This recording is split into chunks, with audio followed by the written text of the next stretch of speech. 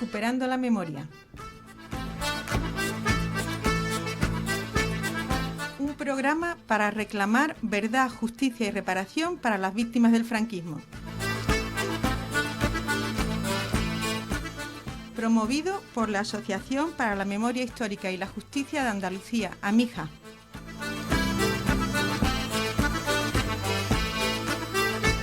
Hoy vamos a tener con nosotros a Paqui Maqueda, vicepresidenta de AMIJA, de la asociación que promueve el programa, y una de las andaluzas que ha viajado recientemente a Argentina para declarar en la querella que se sigue en aquel país contra los crímenes del franquismo.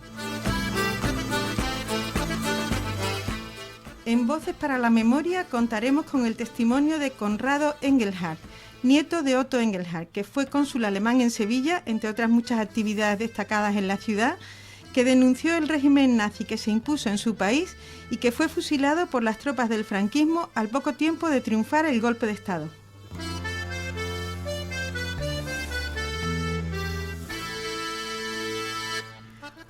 Ofreceremos también un recuerdo a algunos de los jóvenes españoles que murieron luchando contra la dictadura franquista en sus últimos años o en los primeros años de la transición.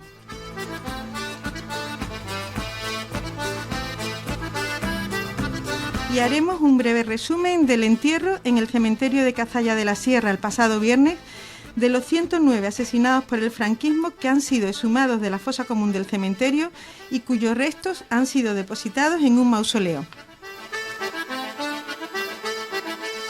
Os acompañamos, además de Paqui Maqueda, que ya hemos dicho como invitada, Samuel en el control y Rosa Varas en el micrófono.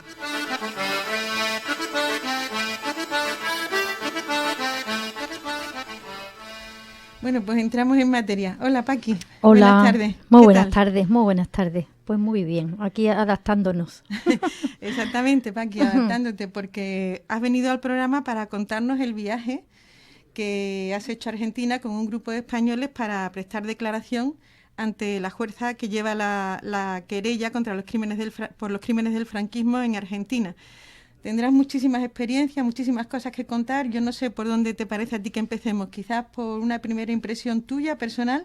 Bueno, una personal, yo me quedo con la impresión que ha supuesto para mí la emoción de cada día, de conocer y de caminar por las calles de Buenos Aires con un puñado de españoles y españolas, como nosotros decíamos, que cada uno representábamos éramos un ramillete de causas y de formas de formas que tuvo la dictadura franquista de represión, ¿no? Allí habíamos gente que teníamos familia en las cunetas, presos, mujeres que de niñas habían estado en preventorios, en colonias infantiles donde fueron duramente tratadas, y había personas a las que se le había asesinado directamente por parte del Estado a sus familiares, durante ya en el 74 concretamente, como la hermana de Salvador Puig Antich. Entonces la sensación de que una parte de esta memoria histórica viva andaba por Buenos Aires, yo creo que esa impresión ha sido muy importante, ¿no? A nivel emocional, ¿no? Después a nivel ideológico, obviamente hemos conseguido objetivos que ahora pasaremos a comentar, ¿no? Pero a nivel de corazón, de barriga, de víscera, yo creo que haber caminado con estos compañeros y compañeras con Buenos Aires y haber llegado donde hemos llegado es lo que más me supone, ¿no? Dices que había gente que representaba, digamos, todo tipo de represalia o de crimen del franquismo, y también diría yo de todas las épocas, porque hay desde gente que perdió a su familiar, que pueden ser sus abuelos, sus bisabuelos, justamente en el momento del golpe, hasta gente, como has dicho, la hermana de Puig Antich, que pierde a su hermano en los últimos meses de la dictadura. En el 74, concretamente. Exacto. En marzo, creo que asesinan a Salvador Puig Antich. Sí, yo creo que además eso a mí verás, cuando estamos tan metidos como yo, que hace 10 años ando tan metida, no iba a decir la fosa, ¿no? Pero prácticamente, ¿no? En el tema de fosas, concretamente, pierdes un poco el hilo conductor y de lo que supuso el franquismo, o sea, la represión tan dura que fueron, no solo a partir del 36, sino desde el 36 hasta el 77. Una está tan metida en esta primera parte que un poco, aparta, inconscientemente también, aparta el hilo conductor de todo lo que fue la represión. Y lo que a lo que yo me he enfrentado es a lo duro que fue todo el franquismo desde los comienzos hasta el 77, porque eso no solo la fosa, sino la hermana de Puig-Chanty. Teníamos un ex cura franciscano de 77 años, que fueron de los curas que el franquismo creó incluso para ellos, curas contestatarios, rebeldes, curas que estaban al lado del pueblo, que el franquismo tuvo que crear una cárcel expresamente para estos curas en Zamora. Entonces, claro, representar personas, había un compañero, John, del País Vasco, al que habían practicado con sus dos hermanos prácticas de tortura que no se habían practicado en la España, fíjate de lo dura que sería, ¿no? Anteriormente, ¿no? Entonces, claro, tener todo eso te da una idea del conjunto de lo que fue la dictadura franquista, de lo criminal que fue, y efectivamente nos da la razón cuando hablamos de que fue un genocidio, de que la dictadura fue lo que dice nuestro Paco Espinosa, se fundó en una matanza, la gran matanza fundacional del franquismo, ¿no? Y que no solo se asentó en los primeros años del franquismo, sino que acabó en el 77, ¿no? Ya lo decimos, ¿no? Franco murió matando, ¿no? Y realmente es eso. Entonces para mí ha sido todo, no un descubrimiento, pero sí me ha dado una visión general, digamos, de conjunto, ¿no? Y eso para mí ha sido súper, súper importante. Eso que estás comentando me recuerda que el otro día tuvimos aquí a José Luis Gutiérrez, estuvimos hablando de la educación de la etapa del franquismo en la enseñanza reglada, y veníamos a decir que la situación actual de las víctimas del franquismo es en gran medida producto de la educación que se recibió sobre el tema durante toda la dictadura hasta que Franco muera, hasta el 75-77, e incluso después de la educación que se ha recibido durante la democracia. Es decir, que el efecto de la dictadura, una cosa es las muertes físicas y otra cosa es, digamos, el aniquilamiento de una población, del aniquilamiento, digamos, intelectual o algo así. Exactamente, porque no solo fue las personas que están en la fosa común o las personas que sufrieron 20 y tantos años de prisión, ¿no? Sino lo que se quiso aniquilar, que fue una ideología, ¿no? Una ideología progresista y unos valores democráticos, ¿no? Eso es lo que la dictadura quiso arrancar de cuajo, ¿no? Y bueno, y por fortuna, pues no, porque, bueno, fueron semillas, ¿no? Y yo creo que ahora estamos recogiendo muchos frutos, ¿no? Sí, se está viviendo ahora mismo un momento... Sí, un momento bueno. Un momento bueno, un momento que yo creo que la querella ha impulsado, ha ayudado a impulsar, ¿no? La verdad es que a lo largo de los 10 años de memoria histórica en el país, ha habido otros momentos dulces, ¿no? Como yo digo, ¿no? Ha habido otros momentos muy potentes, ¿no? Como, por ejemplo, cuando Garzón admitió a trámite nuestras denuncias en 2008, ¿no? Fueron momentos donde todas las asociaciones nos volcamos porque veíamos una puerta abierta, ¿no? Y una posibilidad, ¿no? Posibilidad que, se cerró, ¿no? Y puerta que se cerró pronto, ¿no? Este es otro momento dulce, pero yo creo que hay diferencias entre aquel momento y este, ¿no? Y yo creo que este nos puede aportar mucha esperanza, y espero que la puerta se nos abra ya de forma definitiva, ¿no?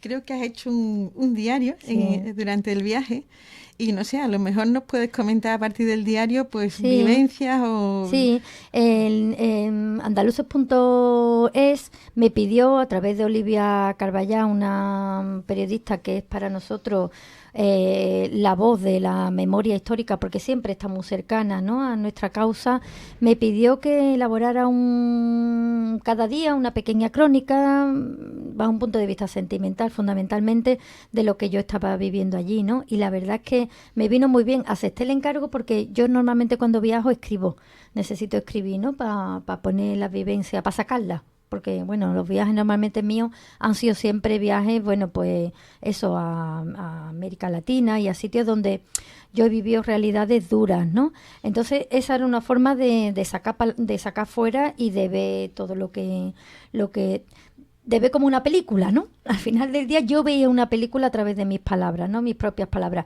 Entonces, si quieres, leo el primer día, que un poco para que sitúe a las personas que nos están escuchando por qué el viaje, qué sentido ha tenido para mí y para mis compañeros, porque yo creo que aquí se sienten reflejados muchas de las personas que me han acompañado, ¿no? Entonces, bueno, el día 1 dice, ¿por qué estoy subida en un avión rumbo a Argentina? Y dice, en la madrugada del 22 de agosto de 1936, una larga fila de hombres sube a un camión. Salen de la plaza arriba, la plaza del pueblo, como viene sucediendo en los días pasados. No hay duda sobre su destino. Entre ellos se encuentra Juan el Cubero. Ella, un anciano, y algunos hombres le ayudan a subir al camión que toma el camino de Lora del Río. Como si la vida le hiciera un guiño y le diera la oportunidad de despedirse de lo suyo, el camión pasa por la casa que hasta ahora ha sido suya, donde descansan los que quedan de su familia, su mujer Dolores y 2 de sus 5 hijos, Antonio y José. Cierra fuertemente los ojos e, intentando imaginar el sueño que sueñan, se despide de ellos. Momentos después su espalda nota ya la fría tapia del cementerio. Entre los gritos del pelotón de fusilamiento, escucha la agitada respiración del joven al que han puesto a su lado. Sus miradas se cruzan, manteniéndose juntas hasta que oyen cargar las armas. Juan cierra los ojos después de ver cómo Frasco alza el puño cerrado y grita con rabia un viva la República. Sus ojos se llenan de lágrimas.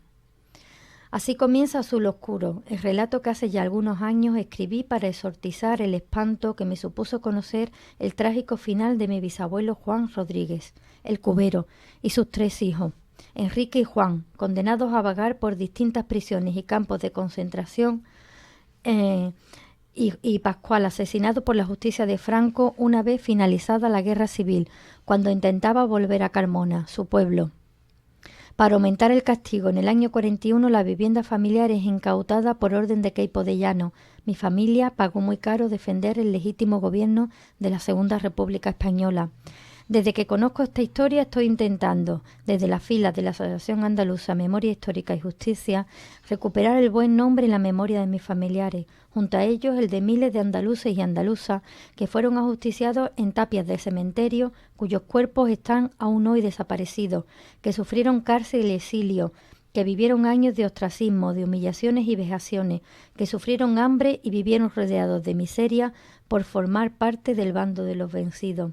Hemos denunciado estos hechos en los juzgados territoriales, en las audiencias provinciales e incluso en la Audiencia Nacional. Estas instituciones han archivado nuestras causas y el único juez que fue capaz de escuchar a las víctimas y de hacer su trabajo ha sido apartado de la carrera judicial nada más y nada menos que por el Tribunal Supremo de este país. A estas alturas está bien claro que con estas denuncias las asociaciones de memoria histórica estamos rompiendo el muro de impunidad que supuso el pacto de silencio de la tan cacareada transición en relación con las graves violaciones de derechos humanos que cometió el franquismo y que personas bien influyentes, instaladas en dependencias judiciales y políticas de nuestro país, no están dispuestas a revisar la historia reciente de España. Quizás teman lo que se pueda descubrir y quizás aún más teman las consecuencias derivadas de ello. Por eso hoy me encuentro en un avión que cruza el Atlántico rumbo a Argentina, un país que acoge la voz de las víctimas españolas y se hermana con ellas, un país cuya justicia ha admitido a trámite la denuncia presentada por un grupo de descendientes de españoles en relación con los crímenes de lesa humanidad cometidos por el fascismo español en el periodo que abarca desde el 36 hasta el 77. Y en sede judicial, yo y mis compañeros, españoles todos, vamos a declarar lo que les pasó a nuestra familia, para que un país que no es el nuestro aplique los 3 pilares básicos del derecho internacional: verdad, justicia y reparación.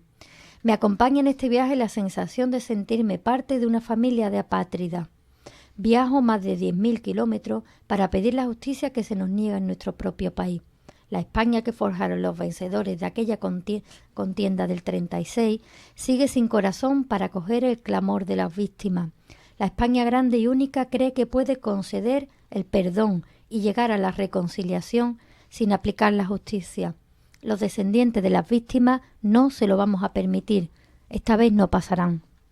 Bueno, esto lo escribí eso en el camino de Argentina, ¿no? Y yo creo que define y recoge bien pues lo que el puñado de españoles, concretamente 14 querellantes, hemos ido a hacer a Argentina, ¿no? Pedir la justicia que aquí en este país se nos niega sistemáticamente, ¿no? Y yo decía ya allí en Argentina, junto con los compañeros, una vez que nos han acogido las instituciones democráticas argentinas, que no solo hemos ido a buscar justicia y esperemos que la hayamos encontrado, ¿no? Porque aquí no se nos da, sino que es que aquí hemos sido maltratados. Aquí hemos sido maltratados tanto por las instituciones democráticas de este país, que no se dignan en acoger nuestra voz, en recibirnos, en escuchar nuestras historias, sino que se sienten lejanos, y algunas instituciones que se dicen democráticas como partidos políticos concretos nos desprecian y nos ofenden, como en el caso del Partido Popular, con la última declaración de Hernando, ¿no? Donde ha dicho que nos acordamos de nuestros familiares, de nuestros padres, cuando hay subvenciones para abrir la fosa. Eso es un desprecio absoluto a nuestra causa y a nuestros muertos, y denota una falta de educación y de civismo tremendo. Este hombre no sabe ni dónde está. La pena es que hay mucha gente que la ha puesto ahí, pero este señor no sabe ni dónde está. Y bueno, nos sentimos maltratados, ¿no? Mientras que allí hasta los taxistas nos daban ánimo, nos decían que estaban con nosotros, nos demostraban el profundo respeto a nuestra causa y el apoyo total del pueblo argentino, ¿no? Esto por no hablar ya de la misma jueza María de Cervini, ¿no? Que nos hizo una deferencia muy especial que los abogados decían que no hacía normalmente, ¿no? Es una jueza federal con un peso incluso político muy importante en el país, ¿no? Y esta señora nos atendió una tarde a todos y uno por uno le fuimos describiendo quiénes éramos y por qué estábamos allí, ¿no? Ya te digo que los abogados decían que esto no era normal en esta mujer, ¿no? La jueza nos dijo que que ahora mismo, hoy por hoy, es la causa más importante que tiene en su juzgado, que ella iba a intentar ayudarnos con todo lo que ella pudiera, a pesar de las presiones internas y externas que tiene, ¿no? Y esto de externas no se nos escapa quién le realiza estas presiones, ¿no? Está claro que el gobierno español, hoy por hoy con el gobierno del PP, está presionando muy fuertemente para que esta señora no haga su trabajo, como presionó en su día para que Garzón no siguiera con la causa y acabara como acabó este señor, ¿no? Retirado de la causa judicial, ¿no? Esta jueza decía que ella, a pesar de eso, nadie en Argentina, en ninguna época, y se refería concretamente a la dictadura, le había parado los pies, ¿no? Entonces, claro, nos dio mucha esperanza, ¿no? Después también en otra tarde pues fuimos recibidos por el Senado de Argentina, que es muy importante. O sea, nosotros estábamos en un lugar que es la sede del pueblo, ¿no? Y por la tarde en el Congreso, donde nos recibieron los congresistas. Tanto por la mañana como por la tarde los congresistas nos escucharon con lágrimas en los ojos. Escucharon cada una de las historias nuestras. Su dictadura es bastante más reciente que la nuestra. Claro. Y el argumento que se da aquí de abrir heridas, ellos que tienen víctimas todavía, digamos, los familiares que lo tienen fresco, esa pérdida, y los responsables de esas pérdidas son gente que joven. Y ellos sí han abierto el tema, lo han juzgado, porque creo que también os han llevado a sitios de detención, de tortura, tienen lugares de memoria, ¿no? Sí, es un país que la verdad es que tenemos mucho que aprender. Yo después de visitar el Garaje Olimpo, que fue un lugar de tortura y detención clandestina en Buenos Aires, después de esto yo le comentaba a ellos mismos, ¿no? Y al grupo españoles que tenemos que hacer más visitas, porque mira, esta visita ha sido para pedir justicia, para que se nos escuche. Pero la segunda visita que nosotros tenemos que hacer es para aprender de cómo ellos han gestionado la memoria, el recuerdo, la permanencia de lo suyo. Y no solo vives en cada uno de los sitios donde te llevan la presencia-ausencia o la ausencia-presencia de los detenidos desaparecidos. O sea, físicamente los vives, porque hay sitios donde hay recuerdos de ellos incluso. Bueno, fotos, por supuesto, los nombres lo ocupan todo, ¿no? Sino que en Garaje Olimpo, por ejemplo, había un lugar donde descendientes de estas personas, ya sean hermanos, hijos, etcétera, pueden ir cuando quieran a confeccionar un álbum sobre su familiar. Entonces tienen allí, ellos mismos confeccionan un álbum donde ponen la foto, el genograma familiar, frases hechas de un sobrino, de un nieto, o sea, no solo la presencia tan contundente de estas personas, ¿no? Sino la ideología que tuvieron. O sea, ellos quieren tener presente, y eso es algo que nos dejaron clara, que nos pidieron que trajéramos al país, ¿no? Aquí a España, ¿no? No solo ellos siguen vivos, sino lo que es más importante, los ideales por lo que fueron desaparecidos, porque ellos te corrigen cuando dicen, ¿y cuántos desaparecidos? No, aquí no hay desaparecidos, aquí hay personas que hicieron desaparecer. Eso te lo corrigen ellos, ¿no? Y a mí me parece en un acto de dignidad, ¿no? No, aquí los hicieron desaparecer, ellos no desaparecieron así como así, ¿no?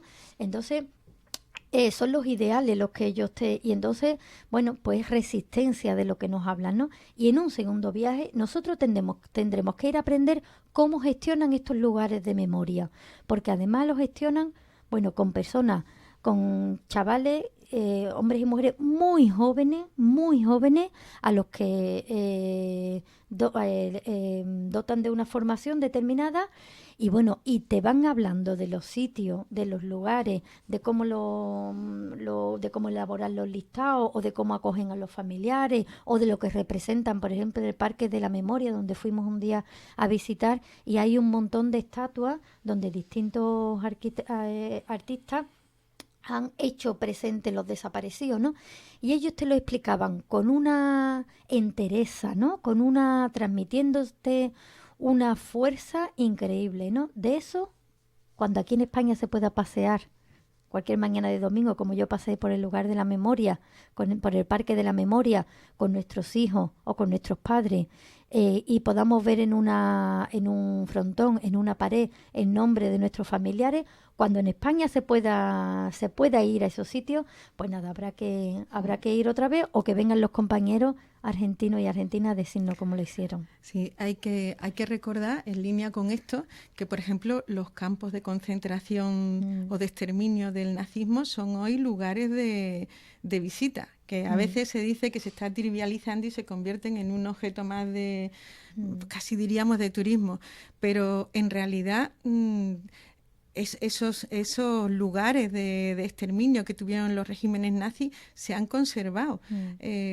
Lo que parece que pasa aquí es que la amnesia que impuso el franquismo, y que claro, al durar 40 años fue una amnesia muy bien establecida y borrando todos los vestigios de todo, parece que con la democracia que llevamos ya, pues ¿cuántos? Más de 35 hechos de la Constitución, si en un primer momento se decía que bueno, que había que tener mucho cuidado. El otro día leí una entrevista a Alfonso Guerra y decía, bueno, es que con el tema, no me acuerdo si era por el tema de los nacionalismos, claro, estaba el ejército.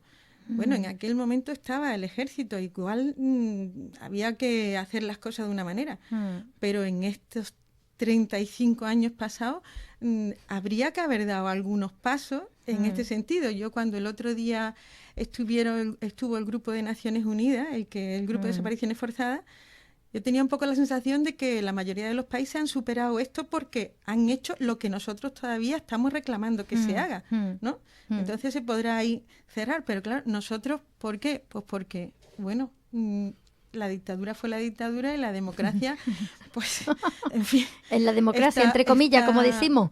Mira, parece... lo que está claro es que otra lección que yo no la he aprendido porque yo ya la sabía, pero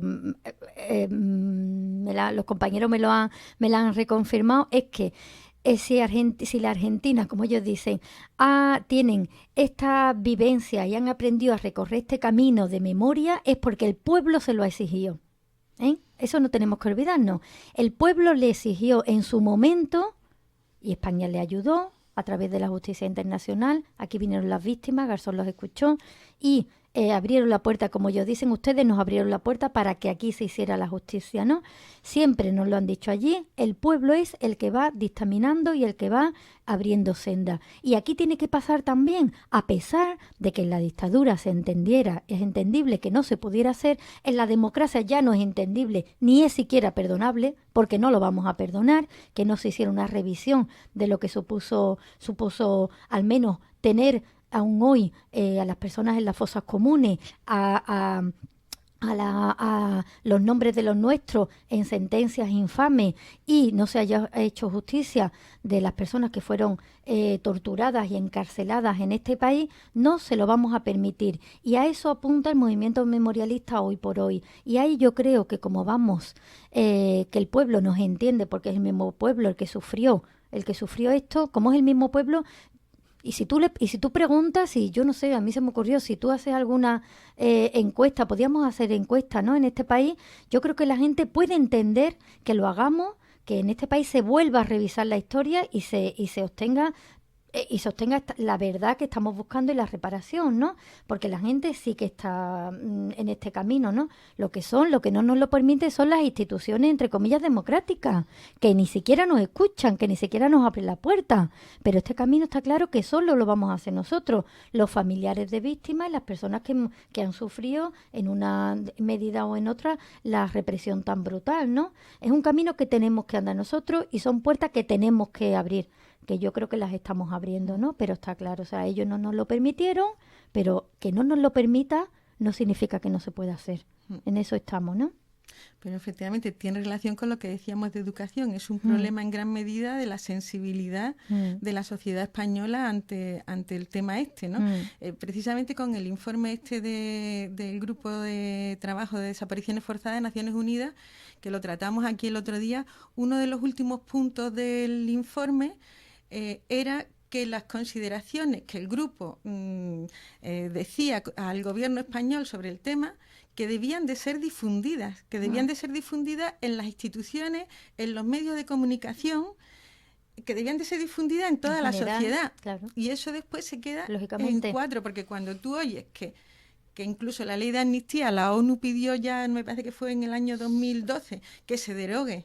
Sí. Llevan años pidiendo que se derogue, sí. Y aquí esa información nos llega, que si alguien dice que derogar la ley de amnistía, la gente se pone las manos en la cabeza, porque eso es un mensaje de miedo que, bueno, sigue funcionando. Sí, sigue funcionando, está claro, pero bueno, sí, pero somos nosotros, claro. Claro, porque eso ya está bien de que nos tutoricen y nos traten como si fuéramos niños chicos. No, hay que andar, hay que seguir, hay que abrir puertas, hay que creer. El mensaje de esperanza tiene que estar presente. Yo siempre lo he dicho, somos corredores de fondo, o sea, somos gente que sabemos el camino y lo vamos a andar y lo vamos a correr también y vamos a estar en eso, ¿no? Y eso, pues, claro, incluye muchos aspectos, ¿no? El educativo es muy, muy importante y el de difundir, ¿no? A través de que hoy nos toca difundirlo a través de estos micrófonos de la pedazo de emisora de Radiópolis, ¿no? Pues nada, pues a difundir y hacer todo lo posible, lo que tengamos que hacer, ¿no? Yo creo que sí. Podríamos hablar mucho de esto, Paqui, desde luego, porque hablas miles de anécdotas y de los compañeros que has tenido en el viaje. Sí. Vamos a ver si nos da tiempo, pero quizá conviene ahora decir en qué punto estamos con la querella argentina. Bueno, pues mira, la jueza, cuando nos hemos ido de allí, ha reunido a dos personas que son un poquito los que llevan la organización del viaje, los que la han llevado, compañero Chato y a Yosu. Y entonces lo que nos traemos de aquí es que la jueza quiere venir a España, ya tuvo un intento, lo que pasa que las cortes a las que tienen que permitir su viaje no le permitieron venir en las condiciones en las que ella pedía, pero ella va a plantear otra vez venir. Una vez que ya venga, quiere poner en marcha también las videoconferencias para que no tengamos que atravesar el Atlántico. Las videoconferencias se quieren hacer desde los consulados, de los distintos consulados, que en Andalucía, por ejemplo, está el de Cádiz, para que las personas que queramos vayamos a Cádiz y a través de videoconferencia hacer lo que hemos hecho nosotros allí, que nos tomen declaración. La jueza, nosotros le hemos pedido, como allí hemos ido un ramillete, digamos, de causas distintas de represión, las personas que hemos ido y que representábamos a las fosas, ¿no?, las exhumaciones y tal, le hemos pedido un gesto para el tema de las exhumaciones, ¿vale? ¿Por qué? Porque la querella abarca mucho tiempo, desde el 36 hasta el 77, y abarca, como ya hemos dicho antes, muchos aspectos de la represión. Pero el tema de exhumaciones para nosotros es fundamental por un motivo, porque se nos están muriendo las personas. Se nos están muriendo los hijos de las personas que están en las fosas comunes, y a ellos le debemos como hemos hecho en el entierro de Casalla, este día 6, pasado día 6 de diciembre, enterrar dignamente a los suyos. Le hemos pedido algún gesto. Algún gesto quiere decir, por ejemplo, igual que ha hecho las imputaciones a los 2 torturadores, supuestos torturadores, todavía hay que llamarles supuestos torturadores, de los compañeros que sufrieron graves torturas en los años 60 y 70 en este país, a Billy el Niño y al Muñeca, que tuvimos la suerte de que cuando estábamos en Argentina justo nos enteramos cuando íbamos a entrar a ver a la jueza, y fue la verdad un momento de alegría nuestra, nos besamos, nos abrazamos, lloramos, ¿no? Porque bueno, veíamos que justo íbamos a entrar, ¿no?, a ver a la jueza, y nos llegó la noticia de que el juez Ruz los había citado a declarar, ¿no? Entonces, igual que hemos visto esta imputación, las personas que representamos el tema y la causa de la fosa tenemos que ver pronto algún gesto de esta jueza, ¿no? Hay una posibilidad, y es que cuando ella venga, bueno, pues nos decían que ella podía hacer todo lo posible para abrir una fosa. Podía hacer todo lo posible para que pudiéramos ver, por ejemplo, con nosotros fue una señora de 88 años, Ascensión Mendieta, cuyo padre, Timoteo Mendieta, en el año 39, el 16 de noviembre, se le ajustició y está en una fosa común, ¿no? Era, de verdad, era muy emotivo ver a esta señora pedirle a la jueza, pedirle a los senadores y a los congresistas que recuperaran el cuerpo de su padre, ¿no? Que ya solo había cruzado el Atlántico después de que aquí en España la justicia no acogiera su petición, para hacer cumplir la promesa que un día le hizo a su madre de poder devolverle el cadáver de su marido, ¿no? Padre de Ascensión, ¿no? Esta promesa no la había podido cumplir, y era muy emotivo, como decía ella, que después del asesinato de su padre habían quedado su madre y 7 hijos, ¿no? Y que solo les quedaba la noche y el día, ¿no? Decía ella continuamente, ¿no? Mi padre solo nos dejó la noche y el día, ¿no? Porque después le pusieron una multa y, en fin, le dejaron solo con la noche y el día, ¿no? Con nada, ¿no? Entonces, esta señora sabe perfectamente dónde está su padre, en el cementerio de Guadalajara, decía ella, en la fosa común del cementerio, en la fila 7, el segundo por abajo. Así te lo decía de claro, ¿no? Entonces, esta señora, bueno, lo que nosotros necesitamos es un gesto concreto, que ella venga, y que si tiene que abrir una fosa, que la abra. Que la abra. Y si tiene que devolver un cuerpo, que lo devuelva. Uno no devolvería más, porque aquí en esta fosa común hay 17 personas concretamente, ¿no? Y si tiene que aplicar la justicia internacional, que está por encima de la justicia del ordenamiento interno en este país, pues tendrá que aplicarla, ¿no? Y entonces a más de uno se le va a caer la cara de vergüenza, y se le va a dejar, y van a dejar de decir las tonterías que están diciendo con respecto a la fosa y a la búsqueda de nuestros familiares, ¿no?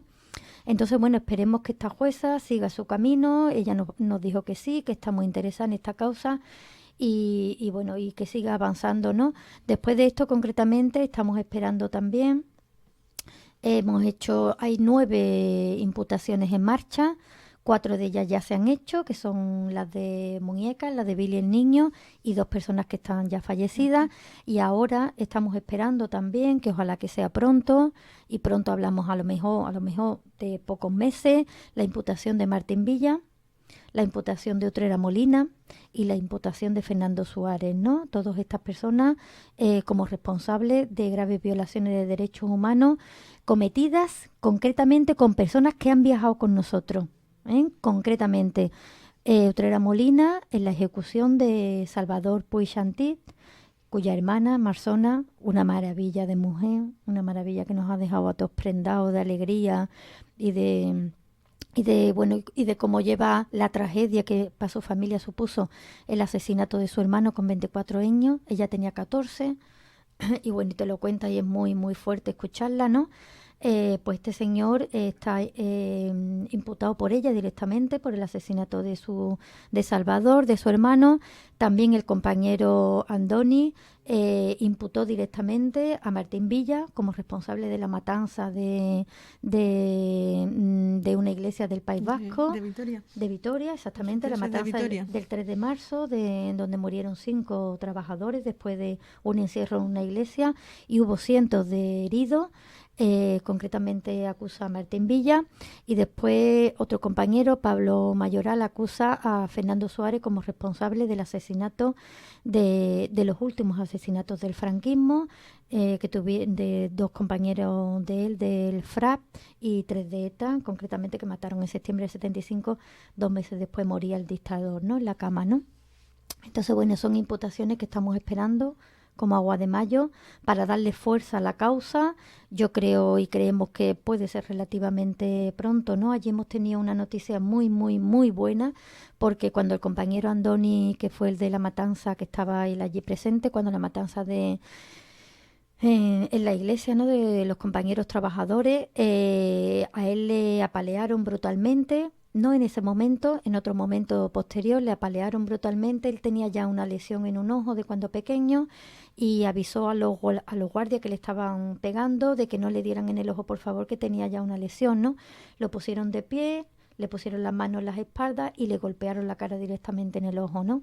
Perdió el ojo, tiene una prótesis, hoy por hoy tiene una prótesis, y la jueza, cuando estaba declarando, después la jueza leía todas nuestras declaraciones, porque nosotros declaramos no ante la jueza, sino ante un agente judicial que en su nombre nos recogía la declaración, ¿no?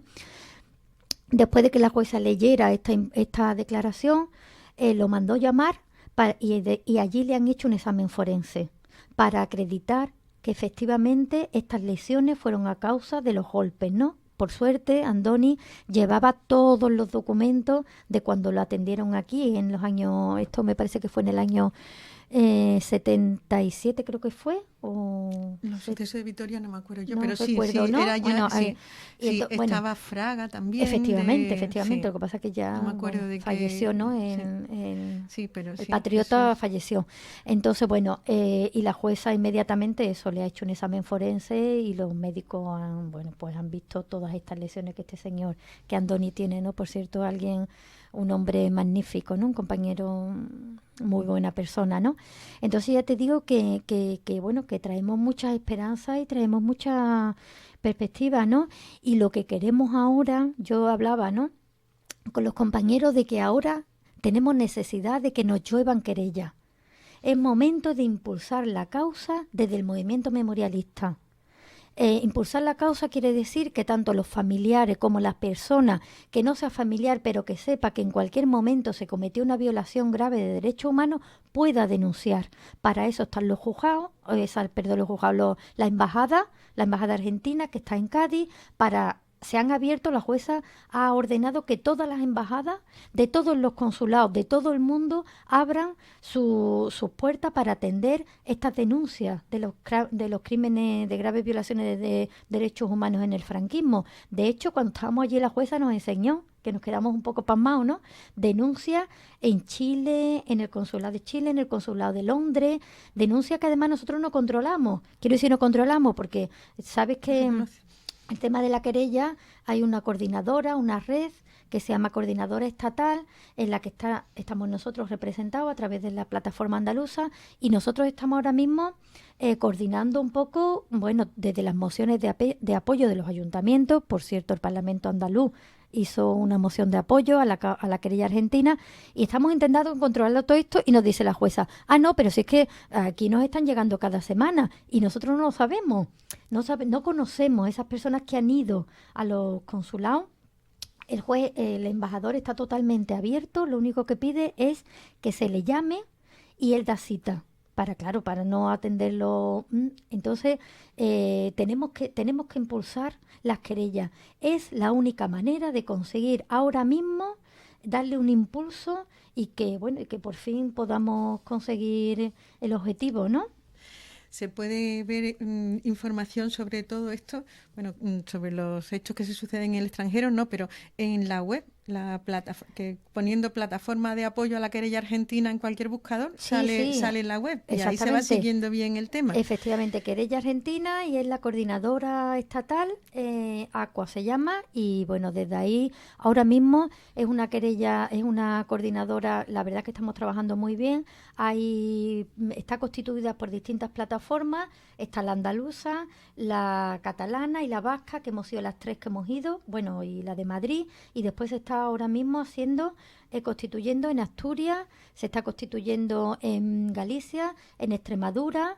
O sea, que está cogiendo cuerpo, ahora mismo está cogiendo cuerpo la querella, ¿no? Paqui, yo suponía que hoy no nos iba a dar tiempo de hablar de las cosas que hemos anunciado. Yo hablo mucho. Decir, pero muy interesante. O sea, que más bien que tendríamos que vernos más veces y seguir hablando de este tema. Ya podemos decir que no vamos a hacer ese recuerdo de los jóvenes, en otra ocasión lo haremos, sí. Porque es de justicia. Y bueno, precisamente relacionándolo con el principio, con lo que tú comentabas, el recuerdo de tus familiares, no se puede perder de vista que todo esto es para hacer justicia de una serie de hechos que no podemos olvidar. Y entonces, en ese sentido, hemos recordado tu familia, hemos recordado los hechos de hace 30 años, no de hace 70, y tenemos hoy el testimonio de Conrado Engelhardt, que es el nieto de Otto Engelhardt, que fue un señor alemán que vino aquí, yo creo que era para montar la compañía de tranvías. Y bueno, este señor debió de ser una persona con unas ideas muy, muy innovadoras, muy progresistas. Y bueno, estaba en Sevilla, muy bien considerado, pero cuando el régimen nazi va subiendo en su país, él se enfrenta directamente, hace escritos y hace esto contra los nazis. Y renuncia a la nacionalidad alemana, coge la española, pero tiene la mala suerte de que al poco triunfan aquí los fascistas, hermanos ideológicos de los nazis, y entonces este señor lo fusilan al poco tiempo de triunfar el golpe en Sevilla.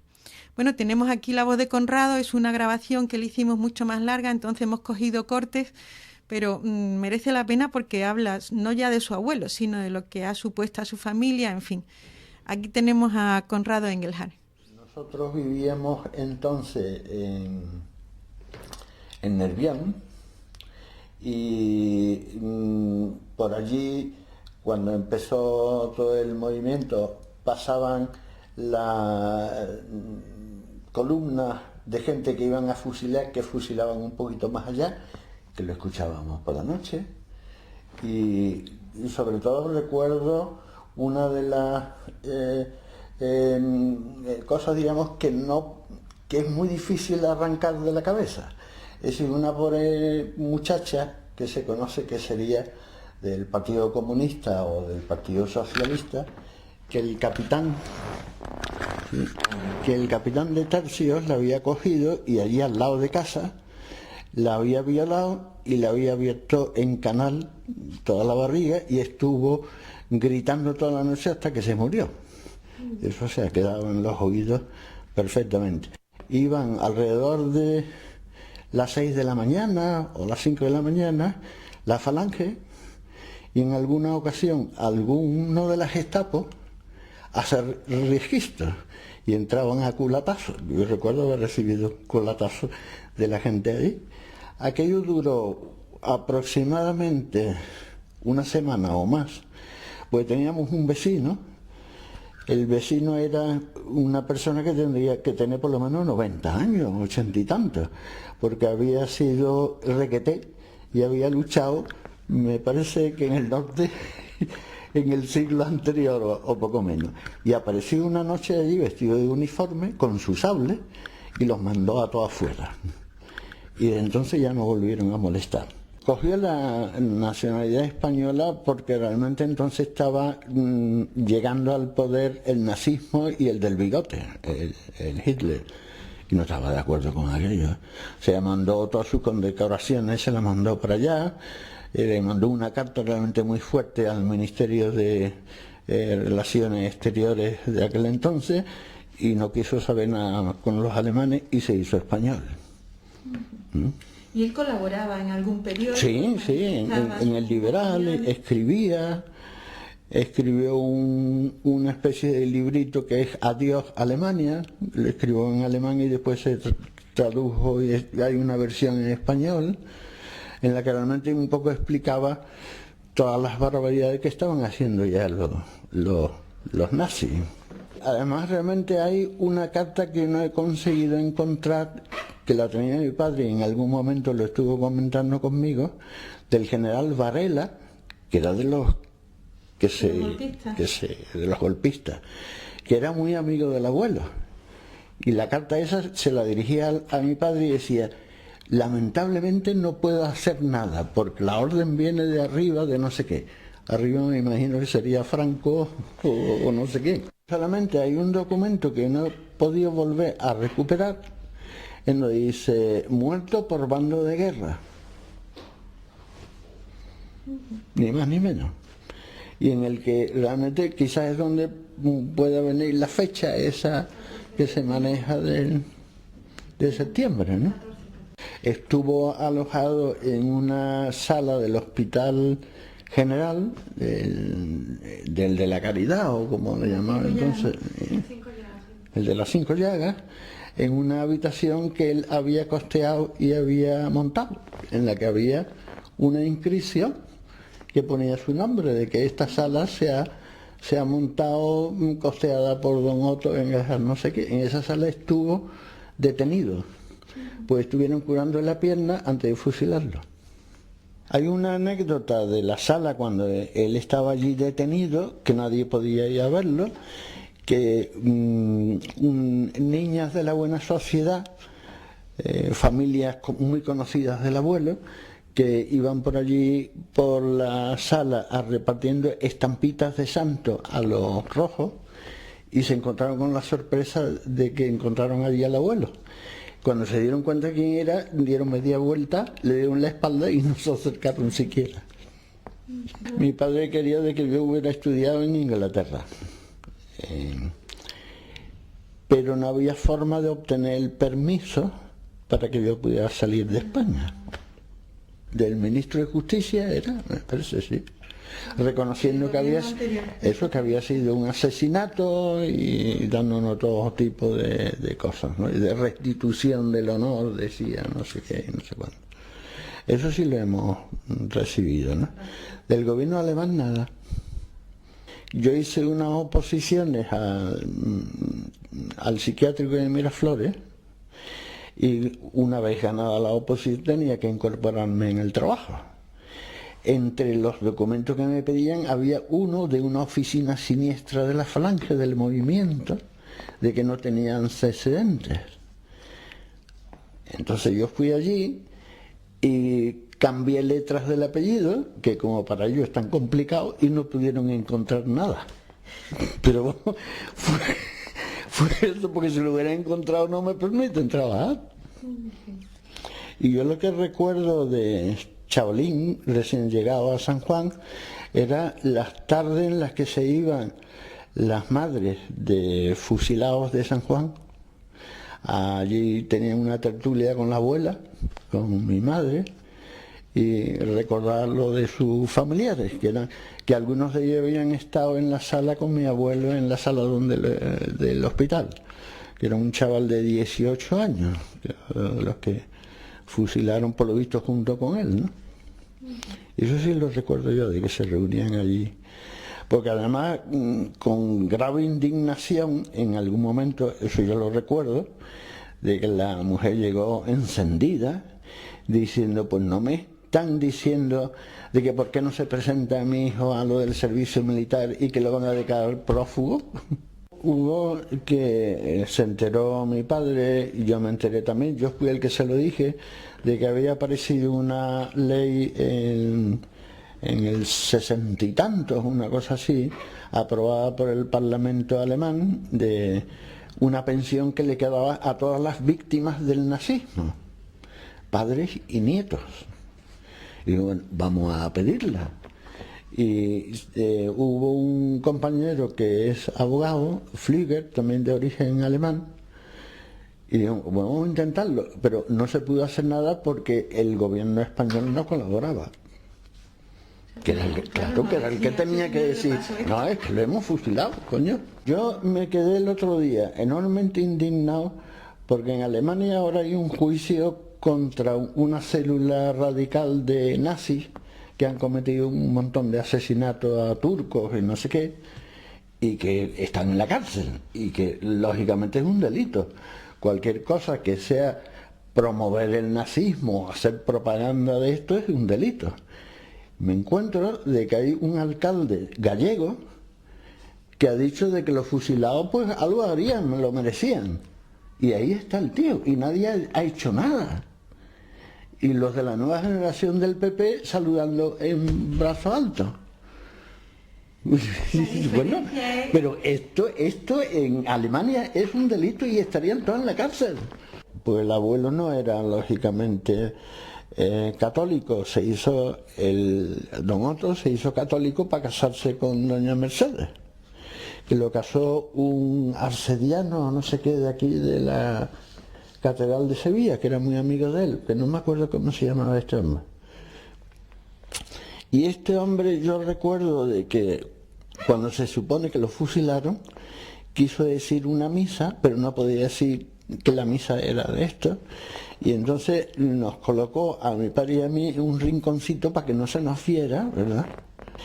Claro, yo todavía recuerdo mi primera comunión a las 6 de la mañana, porque mi tía doña Josefa, que había sido monja, se emperró en que había que hacer la primera comunión a las 6 de la mañana, porque el nieto de un fusilado no podía realmente hacerlo así en público, eso iba a ser un escándalo a las 6 de la mañana. Solo. Bueno, con Juan Alemany.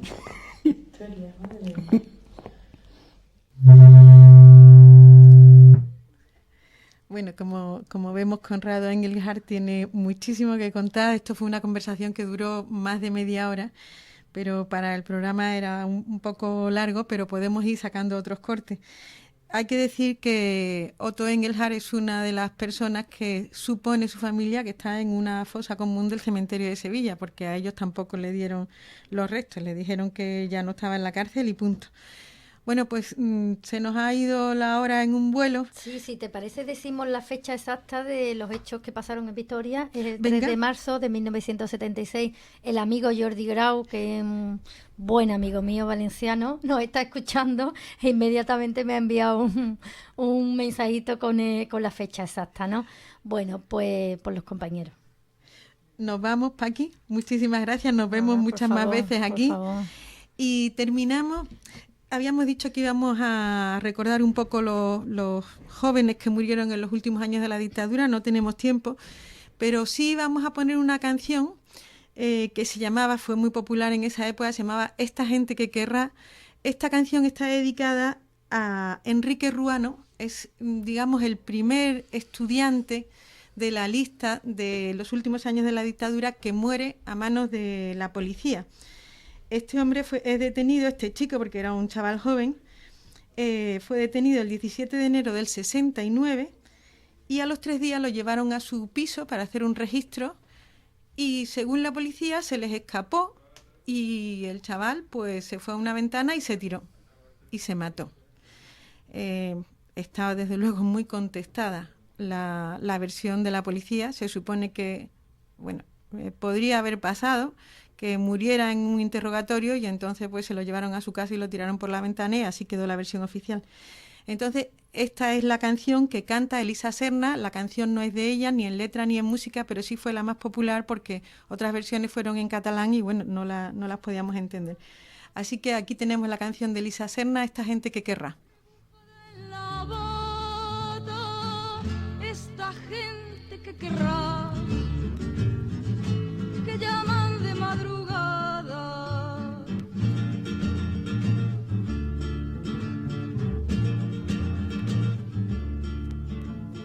preguntaron por el hijo duerme en la cama y al oír las fuertes voces de golpe se despertaba. Esta gente que querrá, que llaman de madrugada,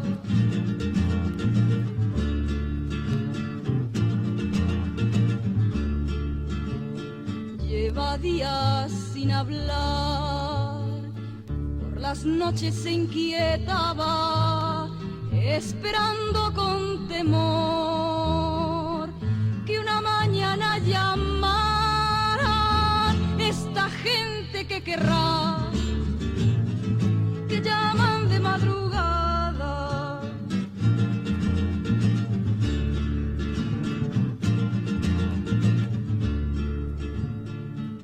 la madre nunca ha sabido por lo que el hijo luchaba y que en la universidad su compromiso afirmaba.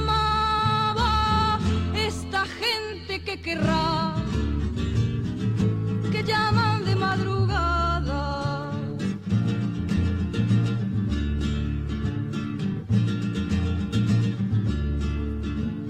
no sabe cómo escapar, el miedo le torturaba. Después de abrirse la puerta, él caerá por la ventana. Esta gente que querrá, que llaman de madrugada,